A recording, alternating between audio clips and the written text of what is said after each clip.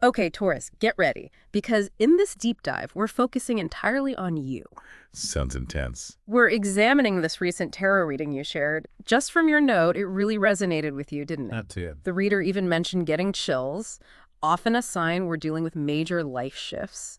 And you mentioned wanting to understand how this reading connects to your journey now. Right. And for anyone new to tarot, it's not about like predicting a set future, right? Nice. It's more like a roadmap of your current energy, revealing those paths and potentials ahead. And this roadmap, this reading, it's full of symbolism. That's how tarot speaks. Right. These symbols aren't meant to be taken literally. It's more, they tap into, universal archetypes, themes that resonate deep within us. Like how, I don't know, a rising sun means something to everyone, even across cultures. Precisely. So let's unpack some of these symbols. One of the first things that stood out was this recurring image of like stepping stones being laid out for you, Taurus.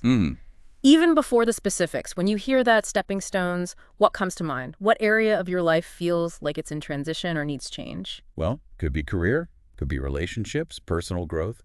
Tarot often speaks to multiple areas, wouldn't you say? Oh, absolutely.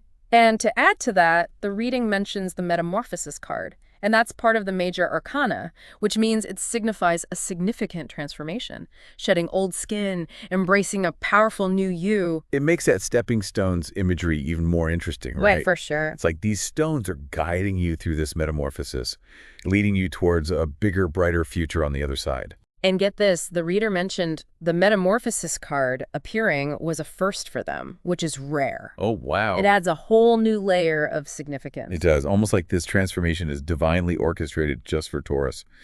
And speaking of divine intervention, the reading also suggests things might work out in surprising ways, like almost as if someone or something is watching over you. Interesting. Now, I don't want to spoil it, but there's a quick mention of the High Priestess and Tower cards, both major arcana with powerful energy behind them. Okay. Why don't you shed some light on those for us? All right. Well, the High Priestess often represents like intuition, inner wisdom, maybe even hidden knowledge.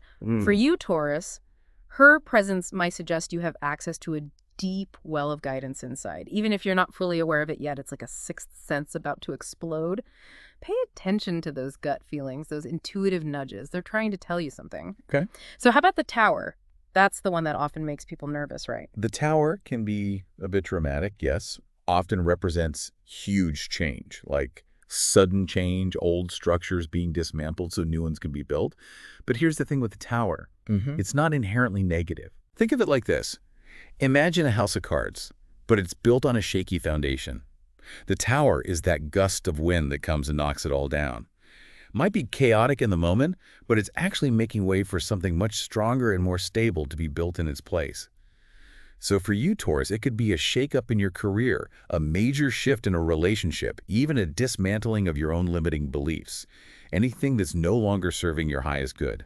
So we've got transformation, stepping stones, divine intervention, and some potentially life-altering cards. Where do we go from here? Well, this is where the reading gets into the nitty-gritty of the energies at play. This is where it gets really fascinating because there's a contradiction. Contradiction. Now you've got me hooked. Tell me more. So the reading says the Union card is supporting you. Now, this card often represents a strong partnership, two forces coming together. Right. But it can also be about a union with your higher self. Right.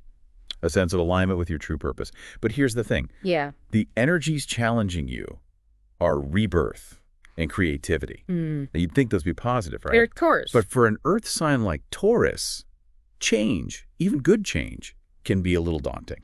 Especially for those Taurians who find comfort in stability, practicality, and maybe even a bit of routine. Yeah, nothing wrong with a good routine. Nothing at all. But as you step into this, like, metamorphosis, those rebirth and creativity energies are asking you to leave that comfort zone, embrace the unknown, maybe even let go of some things you've been holding on to that are no longer serving you. Right.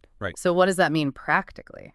Well, imagine being presented with an incredible opportunity, but it requires you to, I don't know, move to a new city, start a new career, and say goodbye to your perfectly organized kitchen. Oh, exciting. Sure. A little daunting. Probably. And that's the perfect way to put it, isn't it? Like a butterfly coming out of its cocoon.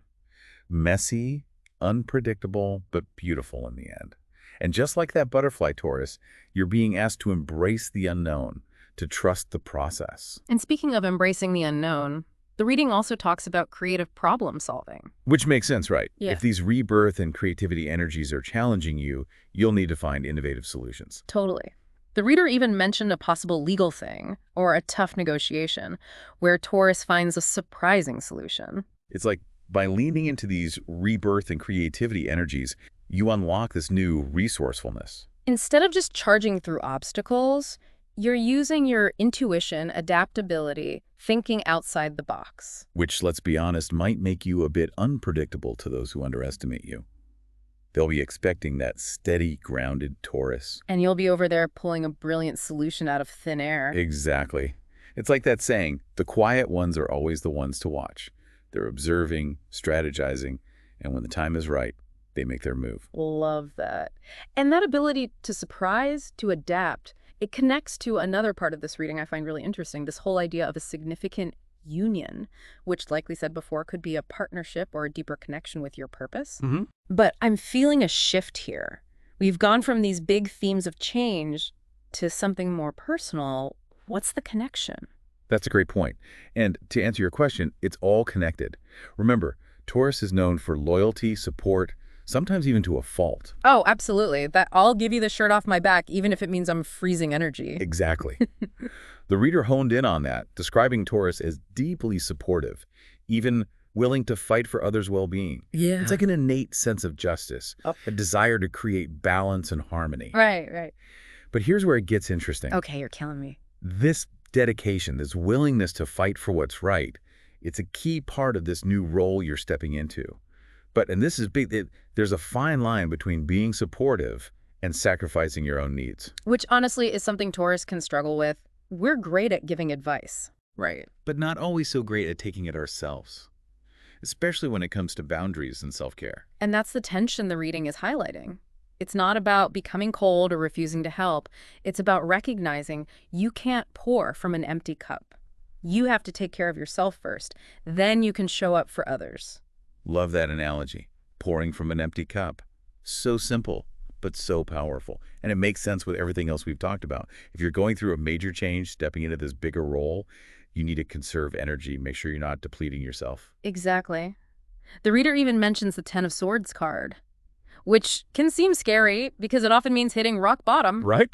But here, it's less about the fall, more about what you choose to carry as you rise, what serves you, what doesn't, making conscious choices about where your energy goes. So it's not about avoiding challenges altogether. Right. It's about approaching them with wisdom, discernment, and a healthy dose of self-preservation. Exactly. It's like you're being promoted, Taurus, cosmically speaking, but this new role comes with a whole new set of responsibilities. You need to be smart about your energy, which brings us back to that message. All are one. That's really stuck with me. It is a fitting way to end this, don't you think? That's like the final puzzle piece, and we have to figure out how it fits. It does feel very final chapter. How do we connect this all or one idea to everything else? Well, remember, the reading emphasized Taurus's desire for justice, for balance, how you're often the first one to help, to fight for what's right.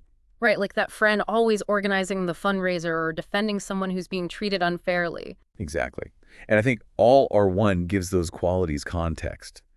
Your compassion, wanting to help others, it's not just a personality trait, it's rooted in a deep understanding of interconnection. So it's not just being nice or wanting to please people, it's realizing we're part of something much bigger. When one hurts, we all hurt. Yes.